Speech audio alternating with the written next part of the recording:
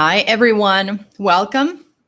If you're a parent of a teen with FND or functional neurological disorder, and you feel like you're walking on eggshells in your own home, if you feel like that one episode can take your whole day, or if you're asking yourself over and over again, am I helping or making things work as a parent or making things worse? This conversation is for you. My name is Dr. Lee. I'm a pediatric health psychologist and the founder of Teen FND Academy. I help teens with FND and their parents retrain their brain and body so they can work together again to get their life back. And I know many adult caregivers are here today, or maybe you're the one who is struggling with FND as an adult. I would say welcome, okay? These principles that I'm going to talk about today will apply to you as well. As I have worked with hundreds of families navigating FND, here is what I see over and over and over again. Parents, you guys, are trying incredibly hard, like beyond. But without a clear plan when it comes to FND, even loving responses can accidentally reinforce that FND symptom pattern. And that's exactly what you don't want, right? And I will say, it's not because you're doing something wrong. It's quite the opposite. And it is because no one ever taught you how to help your teen recover from FND the right way. Now, last week, this is actually my second live stream. And last week, I walked through the recovery roadmap, how FND begins, and how the brain-body miscommunication loop continues to live in somebody's brain and body. So if you missed that live stream, watch it after this live so you will get the full picture, okay? And I will also have the link in the description box if you missed it. So today, I'm going to show you the strategies you can use to help your child move towards recovery. No more walking on eggshells, no more guessing. So let's dive in, all right? So here's a quick recap. FND is a miscommunication between the brain and the body, right? The symptoms are real as it gets. But once symptoms begin, teens get stuck in this loop. Like symptoms create fear, right? And then fear increases attention to the symptoms that's happening. And attention increases avoidance from just about anything and everything, right? And avoidance actually tells the brain, I am not safe. This is dangerous. The thing that they're experiencing, which is the symptoms. Now, this is the part the parents come in. You get pulled into that stuck loop too. Why? Simply because you care as a loving parent. You see your child suffer and you see seizure-like episodes, shaking, weakness, muscle twitches, pain, tears coming down, brain fog, behavior changes, and then some, you name it, right? So your instinct is to protect. So you check more, you rescue more, and you cancel more. And that's love, 100%. But every time life pauses around FND symptoms, the brain keeps learning symptoms equals danger. They mean danger. So instead of guessing, let me show you exactly what leadership looks like that you can play. And this is the practical skills and strategies you can implement starting today. All right. And I'm going to share my screen and walk you through the parent playbook from the action plan. So let me get this thing ready here. Let me share the screen with you. Okay. So I'm literally magnifying this so you can see it better, but this is in part 2 of the parent playbook section of the strategies. Okay. All right. Now, if you're just joining, we're walking through a parent leadership strategies from this family action plan. And if you haven't downloaded it yet, make sure the link is in the description box. All right. So I'm going to go over one strategy at a time, but really streamline what's important here. The first strategy is number 1 right here. Take care of yourself first. Okay. And this is about your baseline stress level.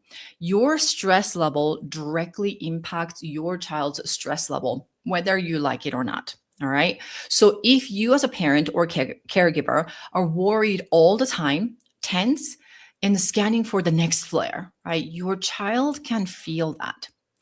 And to be fair, again, you don't need to say anything in front of your child. They can kind of feel the vibe. Why? Because kids are wired to read their parents' emotional state. This is actually called mirror neurons. This is like pure brain science getting activated in their brain. And we all have this thing called mirror neurons in our brain. And this is how we bond with others, show empathy, and engage in some insane behavior like other people. But especially for kids with FND, their mirror neurons are super activated. So the common mistake here that I see all the time is chronic worry from them and people around them. Okay. So you live in this what if, what if this gets worse? What if we're missing something? And what if FND doesn't go away? What will my child's future look like? And when the house feels tense all the time, the brain stays on alert. So, what's the solution? The solution is awareness. So, notice your own stress, emotional level kind of consistently, not like all day, every day, but like bits and pieces, right? And if you notice your body is tight or your mind is racing, just pause. So, we can do this, you and I, together, right here, right now. Take one slow breath, right? In through your in through your nose, right? And then out through your mouth. And just drop your shoulders, relax, slow your voice, and lower your tone. And even 30 seconds of slow breathing changes the tone of the room. And when you calm yourself, you literally help your child feel safer, even if they don't say anything. Because your calm and your calm nervous system becomes a signal of safety. Now, you practice the regulation consistently. So it's not just like 1 hour of yoga outside the house, but the rest of your day is filled with high alert tension and chaos. That doesn't really work that way. That is a very good place to start with. And let's add on 30 seconds here, 30 seconds there, because that will go a long way. Now, moving on, this is a strategy number 2. Strategy number 2 is regulate your own emotions. Now, this builds on strategy 1. The strategy 1 is about your baseline, like building a foundation, right? And strategy 2 right here is about what you do at the exact moment symptoms show up. Now, here is a common mistake I see all the time. In that moment, when your teen starts shaking, when they say they feel dizzy, when you also see a setback, even though your teen doesn't say anything, parents react fast, like there's a medical emergency. And again, this is how you're taught and this is how you're trained. The body jumps into this protection mode and your voice maybe gets tense. You immediately hold your child and all of the other stuff. Again, this is a pure love, right? This is not about blame. This is about what you're doing as an instinct caring parent. When this happens, though, the urgency inevitably sends the one message: this must be dangerous. And that keeps the brain on high alert, right? So this is exactly what you don't want and accidentally getting what we don't want. So instead, let's regulate first in that moment, then respond. So this is where the strategy 1 of regulate and take care of yourself first, like 30 seconds here, 30 seconds there. All of these things, everything, little thing that you do matters, so that you can use the strategies you've been practicing right in that moment. And then you respond. So here is how to do it. All right. So when symptoms show up, number 1, pause and check your body first, really quick, right? Slow your breathing, lower your voice. And instead of saying things like, "What's wrong? Are you okay? Do we need a rest?" Try this. "Hey, I'm right here. You're safe. You're having an episode, but you can get through this," right? You're literally teaching the brain, this is uncomfortable. Yes, you and I, we know that, but we are physically and emotionally safe right now, and we are getting through. Now, that is a leadership. But I will say this is not about one and done. So this is all about practicing it. So it is not about being able to do like all put together super calm, from like today, right? You can start practicing it today, but literally this is the practice and skills that you're building yourself, right? And so this strategy gets easier as you continue to practice strategy one on a regular basis because you have a strong foundation. Now, moving on, next strategy. Strategy number 3, stop asking about symptoms, focus on life. So, this addresses one of the biggest traps, meaning symptom chasing behavior is what I call it in my program. Remember, FND is the miscommunication between the brain and the body, right? So, the symptoms are the signs of that miscommunication. Yes, they are super uncomfortable. Sometimes that, is really not safe. Just look at because it's terrifying, right? But the symptoms itself are the signs, so they're not the root problem. But whenever you are bombarding your child with, how are you feeling? Oh, you just had an episode. It was 5 minutes long this time, and we kept asking you questions to get you to come back.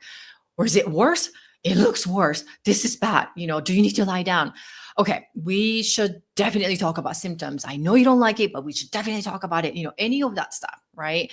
And again, these questions come from love, 100%. But attention to the symptoms and what you're talking about only increases the fear and pressure inside the child's brain and body. So the brain gets wired to what we focus on over and over again. So instead of chasing after symptoms, we build structure ahead of the time. And this is exactly what we do. We call it the step 0 conversation in my program. So on a calm day, you and your teen are going to talk and decide what are the daily expectations, like starting with the baby step. Even though that means we're going to talk about it later, like just getting out of bed, for example, right? And what helps during a flare? This is one of the conversations you can have because it's not a medical emergency response, but parents stay in the same area physically, but keep calm. This is called co-regulation, or just have a gentle reminder, hey, you're having an episode, but you're safe. Or no attention to your child at all. You can stay in the same room. Again, these are the things that you and your team can talk and decide what you would be doing in the event of an episode or when your child is having a bad day. Right. So you guys talk and decide ahead of the time. That's why it's called the step 0 conversation. All right. Now, when symptoms show up, you calmly say, hey, we have a plan and let's follow it, even though your child isn't necessarily responding to you in that moment. And follow that step 0 conversation plan consistently. Again, this is a practice. Now, here is something critical. In FND recovery, progress is 100% measured by daily functions, so how much they can do, instead of not having any symptoms. So the absence of symptoms is not the sign of recovery only. Okay. Now, it's not the same thing as, well, my teen can go to school and do all things, but she continues to complain about her symptoms or crash and burn at the end of the day. We're going to talk about this later in more details. So if you're a teen attends one class, that's progress. If they use one skill, that's progress, right? If they rejoin life faster than before after having a setback or a symptom, that's progress. It's not whether a symptom disappeared, right? Yes, we all celebrate when there is no symptoms, of course. But if it's the only thing that we're looking for, then symptom disappears, celebrate. Symptoms happen, then you feel disappointed, right? So what can you do, not just focusing or controlled by the symptoms? That is literally the function, is where it comes to play. Now, if you're joining right now, we're talking through the practical strategies for parents from Family Action Plan. So let's moving on. The strategy number 4. The strategy number 4 is promoting activity. So this kind of relates to the function, right? So doing normal activities and daily tasks rebuild the brain-body connection. Remember, it's all about brain and the body working together again as a team. So the common mistake here is over rescuing or lowering every expectation, either from you and or from the child, right? Removing all discomfort, all of the above, stopping life every time symptoms appear. Like no more school, no more sports, no more friends, no more chores, no more family outings, no more responsibilities, right? Just stay home until you feel better. Now, it feels compassionate, right? And in the short term, it helps a lot of times. And what's happening is, but the brain actually learns this in their child. I can't handle this. I need to stay away from everything. So, as you can imagine, this creates more fear and avoidance, right? And then fear and avoidance also create more attention. It's almost like a very obsessed, with that idea, right? But here's the deal. Recovery grows inside safety plus small challenges. So you're acting like a safe incubator as a parent where your child can make unlimited amount of mistakes and setbacks, but they're actually learning how to regulate their brain and body little by little with baby steps. So maybe at this point, a full day of school, for example, is not realistic just yet, but one class might be consistently, or consistently getting ready for school might be, right? You start with baby steps. We call this pacing in my program, basically lifting the floor by committing to no more 0 day or having a minimal commitment of little activity, whichever works out for you guys. Maybe this is a getting out of bed on a bad day, right? Or walking between your bedroom and kitchen and then maybe going back to the room, right? And maybe 5 minutes of gentle movement for you. Again, you pair a simple, gentle activity with pre-planned breaks by either time or task segment, not by symptom level or like energy. Like if you're feeling, oh my gosh, I'm so tired, I need to take a break. By then it's too late with the FND. Or, oh, I'm having a symptoms right now, I need to take a break. Then again, it's kind of too late, right? So you want to be proactive as much as possible. So here is exactly what to do. Example. All right. Let's just say you're walking from the bedroom to the kitchen. All right. And then I would say, then depending on how long that is, even then, take a break halfway, like in the hallway, for 30 seconds, even if your team feels quote unquote fine, right? So again, this is about, taking a break that is pre-planned either by time or a task. Okay. So in this scenario, it's a task. So if you're halfway between your bedroom and then kitchen, halfway, take a break, even though your teen is feeling fine. And then go to the kitchen. Okay. And then do whatever, they need to do, get a water or something. And then on the way back, you stop halfway your team and then take a 30 seconds break again. Do the same way coming back. So that is based on sort of like a chunk or the time or the task. I'm going to give you another example, breaks by task. So some things might be difficult to take a break by time. So your teen works on, for example, 2 math problems, right? And then take a quick 30 seconds or 1 minute break, even if they feel fine. So it's again like, okay, small increments take a little bit of time. Small increments take a little bit of time. So it's a constantly recharging mini breaks.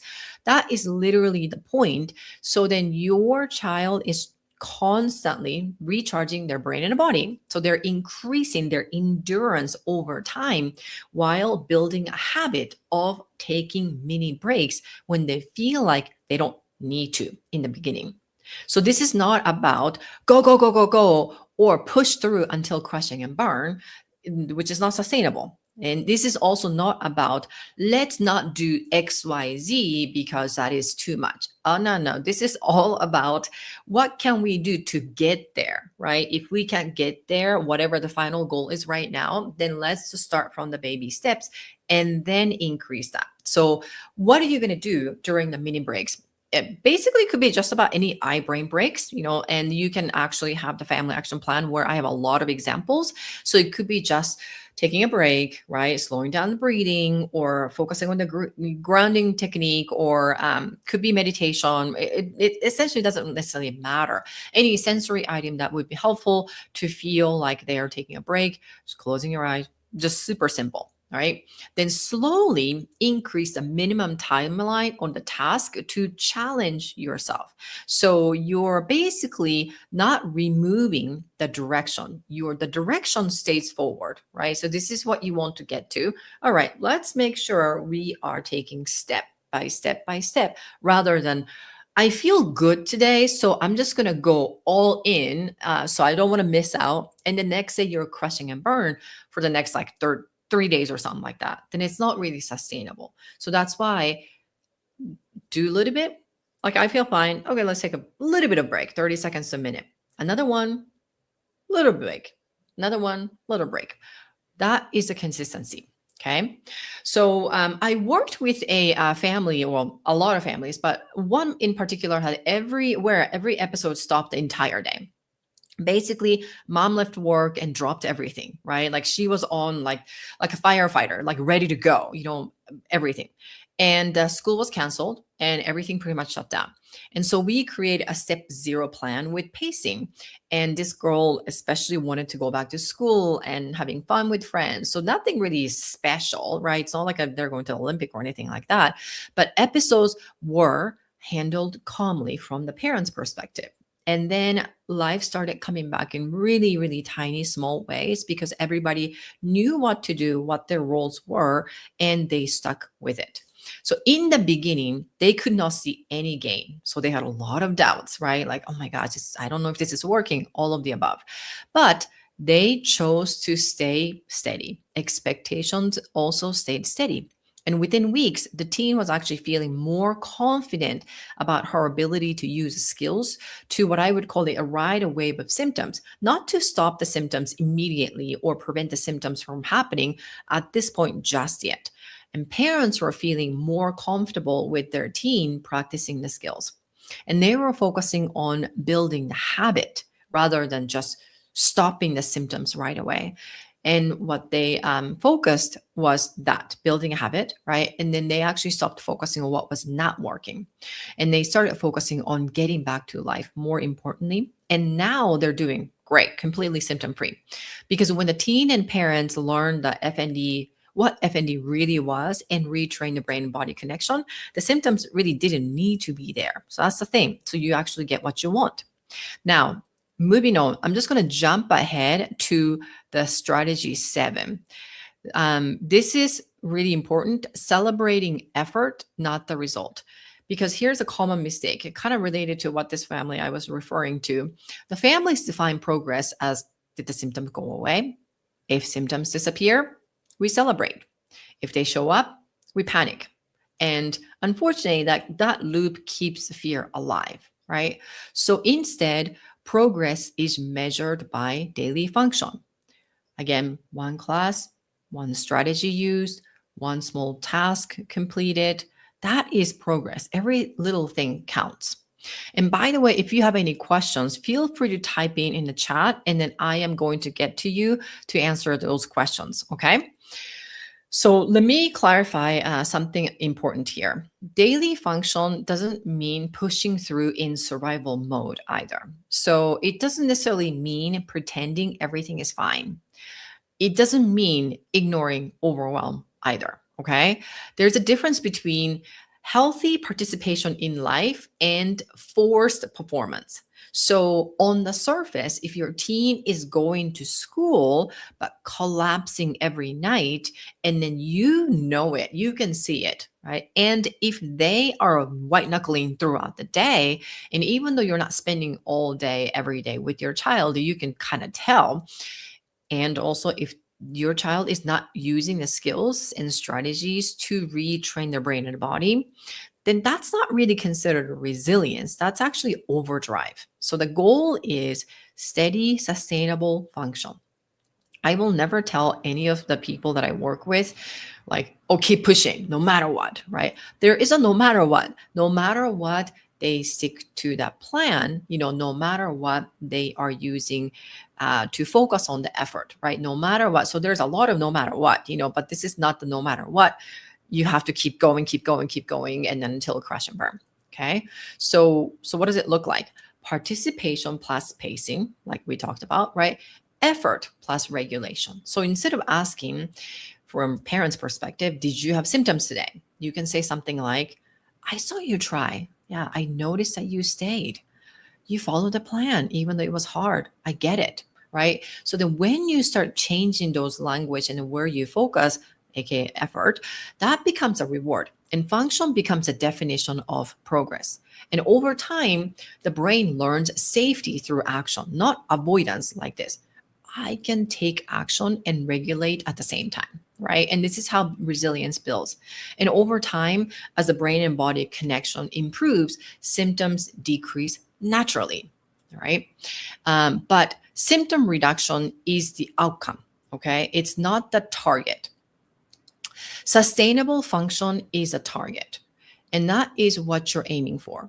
Regulated function, okay? So I am just going to see, let's see, if anyone has any questions. Oh, I am so sorry. Let me see if I can get you the link right now. It looks like that you didn't get the link. There is, you would have to enter your basically email and then your name, because the guide is going to be emailed to you. So that is what's going to happen. But let me see if I can just get to your thing. Hold on just one second. But it's actually in the, oh, there it is. Okay. Here we go. So let me, let's see, share this link. I just dropped it in the comment here. Okay. So, okay, I will remove this and then so I can see you better. All right. Okay. So sorry about that. I will, let's see, answer some common questions that I'm getting here. Number one question is, what if my teen refused to work? Like with you, right? As a parent. I would say this one is like really frustrating. And then commonly actually being asked questions from many parents. So I want to say this first. Let me say this clearly. If your teen is refusing to either work with you or you're reminding your child to do something and then they're not doing, number one, it does not necessarily mean you're failing as a parent, okay? And it also does not necessarily mean that your teen does not want to get better either. And again, I cannot speak for your teen, but most of the teens that I have worked with, they are actually wanting to get better. But here's what might be going on, because most teens with FND are not being defiant. They're actually overwhelmed. They're scared. They're confused. They're afraid of making the wrong choice, and they're afraid of making symptoms worse. Like they want to try, but what if it makes it worse? What if it doesn't work? All of those questions, right? Maybe something that you might have. So what do? They default to doing nothing. And that shows up as refusal. Now, here is where leadership matters. So if you as a caregiver believe FND is serious enough, not like a life-threatening, but like debilitating enough, that something needs to change, then you cannot hand that decision to your teen who is just as lost and afraid, right? And that, because that is too heavy for them to make that decision, because they don't know how to make a decision in that kind of like a panicky on high alert mode, right? So this is where you step into executive leadership. So you decide which direction you're going to go. And then you decide we're getting help. You decide we're moving forward. And then you give what I would call contained choices inside that direction. So this is what it looks like exactly. Many families, for example, join my program, and teens are very skeptical at first. And I call them like, well, you look like a pretzel, like arms crossed and legs crossed for the right reasons, right? Because it makes sense. They don't know me at all. And so the parents are coached to say something like, hey, we're committing to getting support. That decision is made as a parent, right? Now your choice as a teen is to attend either Tuesday call or a Thursday call. Which one would you like? You see, what I am saying is you're giving them two options, A or B, right? And then to let the teen choose, but you're basically having that executive decision of we're getting support. And then you get to pick and choose Tuesday or Thursday. This is actually a coaching call for teens. So Tuesday or Thursday, right? So when the teen chooses, your default response is good choice. You're not expecting, just so you know, like a round of applause, okay? You're not also expecting like, oh my gosh, you are the best parent in the world, that kind of thing. You're showing calm leadership. You set the container, and then your team chooses within that container. And that actually balance builds a safety. And that balance also builds trust. And that balance also builds resilience. And leadership doesn't mean forcing. So you're not going to be able to force or you're make, right? It really means leadership means deciding the direction and allowing your team to choose within it. So then it becomes you and we're going to work together as a team against FND, right? And this is how you help a teen who feels stuck begin moving again. The question number 2, what if symptoms gets when we increase expectations? That is a very real concern, and I get this question all the time. The short answer is this. Yes, that can happen, because recovery is from FND is never ever a straight line. It looks more like a roller coaster. It goes up, it goes down, but it moves forward. There might be some twisting and turns and things like that, or going backwards, but it moves forward. And that is very different from a yo-yo. A yo-yo also goes up and down, right? But it stays in the same place. So that's a huge difference between a yo-yo and then the roller coaster. In FND recovery, we expect ups and downs because your teen is literally learning to retrain their brain and body connection. And what matters is the direction, right? Now, let me explain something important. When you increase expectations, like going back to school, adding activity or trying something new, or maybe your teen is responsible for chores again, that symptoms can flare, right? That's already given. And this is technically called an extinction burst. And it's a scientific term. And it simply means this: when the brain starts learning something new, the old pattern pushes back, like putting out the fight. It's like the brain is saying, hey, are you sure? Are you sure we're changing this? Because symptoms may get louder for a short time because of the question. And mostly the reason why it's happening is the brain and the body, they don't really like to change once a pattern is created, even though the pattern is not working, right? So this is why retraining the brain and body is important. And not because things are worse, okay? But because the old loop is being challenged. And this is why pacing, what we talked about earlier, matters. Baby steps matter. You're not necessarily lowering the bar in this situation. You're actually lowering the fear. And there's a difference. And lowering the bar means removing expectations, right? Lowering fear means keeping expectations steady, but increasing the structure. And again, you're going to have a trial and error. That's okay. But you're consistently trying and practicing. Now, here is the most important piece with this. Again, progress is not measured by symptom elimination, right? Progress is measured by daily function. So are they participating more than before, right? Are they returning to life faster after a flare, for example? Are they using skills with less prompting, right? Those are all progress. And even if symptoms still show up, so when symptoms flare during recovery, your job is steady leadership. Not panic, not pulling everything back, not saying, oh, this isn't working. You stay calm, you stay consistent, and you remind your teen, hey, this is uncomfortable, we don't like it, and we're moving forward, right? That steadiness helps the brain learn safety. And that safety is what drives long-term change. And so that's that. Okay. And number three, what if a school is not working with you? Like, what if they're not cooperating? This is a very, very common and very challenging question. There is a lot to say here. Okay. So, first of all, let me see. Let's ground ourselves in one principle here.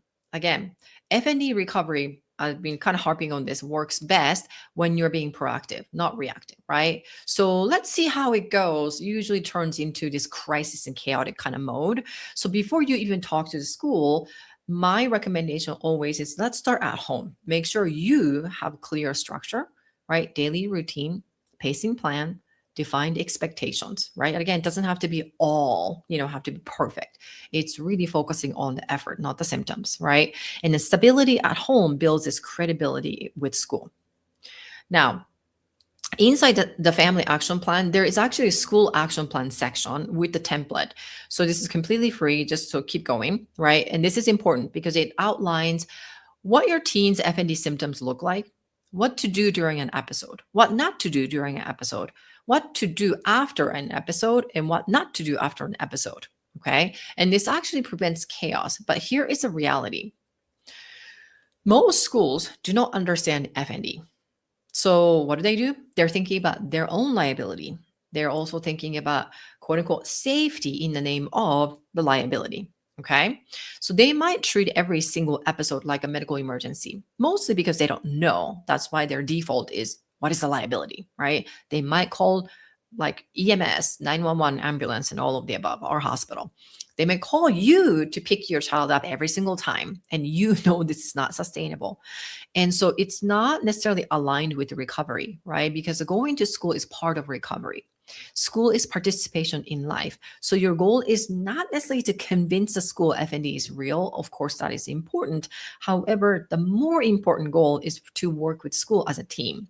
So what that means is you bring a clear plan, and then feel free to use the action plan, and you discuss what is reasonable, right? So you establish what happens during a flare. What does the student say? Or where and when, right?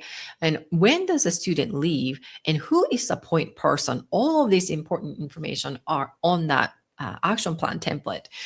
And sometimes, here's the reality, this conversation needs to move beyond one teacher or staff, right? It might involve, if not already, administration, school counselors, district level staff. Sometimes you may need an education advocate to help bridge communication. Sometimes you may need a temporary adjustment in schedule to establish attendance first, and so forth. Right? So this is all about gradual return to school to establish the daily routine and attendance, and then academic in that order. So again, as long as the direction stays the same, school participation is part of the recovery. Right. Something to also important is that school is not a hospital, so they cannot prevent episodes. They cannot eliminate symptoms. Right. Their job is to follow the agreed plan, but without a plan, they all go back to the default. Right. So your job is to provide a structure, and together as a team, you guys can build consistency. And when school and home are aligned, recovery becomes much stronger. I say this again, like I see this all the time, right? So again, your role in this particular scenario, especially within FND recovery, is a steady leadership, not panic, not fighting, right? Clear plan, calm communication, even though you might have to repeat the same conversation 700 times. Consistent follow through. All right. Okay. I do have another question. Do you use diversion technique when a physical symptom feels like it's coming? Spasms or tremors, can they be stopped or minimized when distractions are being used? So I don't know what a diversion technique that you mean exactly, or distraction. So I'll just go in two ways.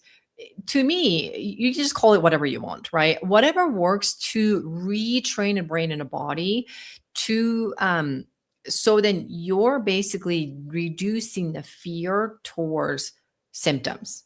So usually the distraction works, like, hey, or, oh, let's just do this, Or like, let's just go here and stuff like that. Whether it's coming from you or somebody else around you, it works extremely well for the most part.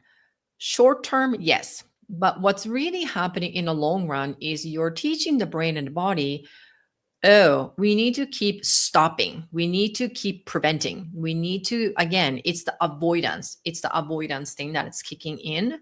So as long as you're using these quote unquote techniques, whatever that is for you, to ride the wave of symptoms, so then you're basically giving you and your child the confidence, oh, this was uncomfortable, but I got through it. And how did I get through it? I use strategies and skills to get through it.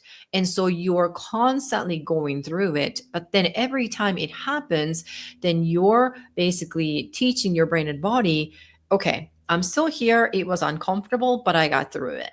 And when that happens consistently, that level of fear about, "Oh, I need to do something about it, like diversion technique or distract myself or distract my child, that need continues to decrease, then that need to continue to decrease means that you can get through the symptoms.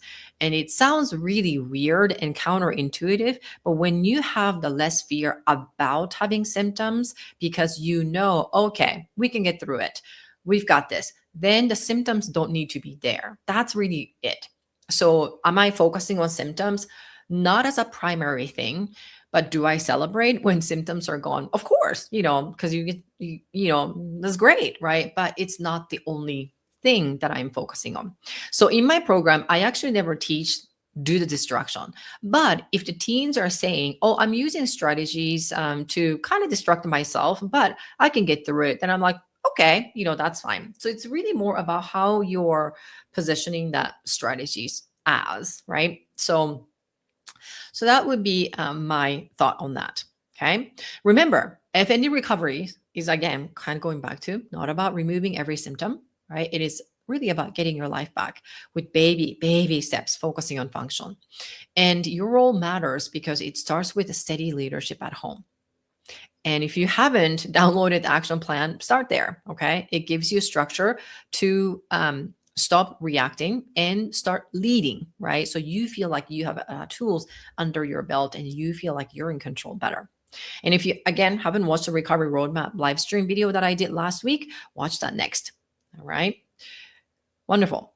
And okay, one last question. Putting hand in cold water is one technique I heard. Yeah, that's great. I have that as an option, and I basically teach that strategies to use on a regular basis, not like when the symptom is about to happen. And again, right, it's kind of like you practice these things to build a habit, so it becomes the like a muscle memory, so you don't have to think about using those strategies in that moment.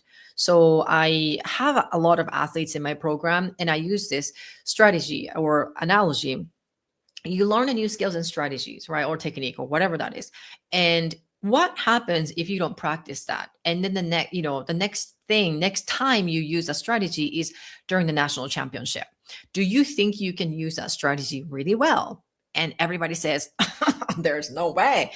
That's the whole point, right? So continue to practice the strategies on a regular basis, right? So then when you need to, you can use it with confidence, not confidence about stopping the symptoms, confidence about the ability to use the strategies. And that is what a child or a teen or you can control rather than the outcome. So this is what I mean by focus on the effort and strategies rather than, outcome only. All right.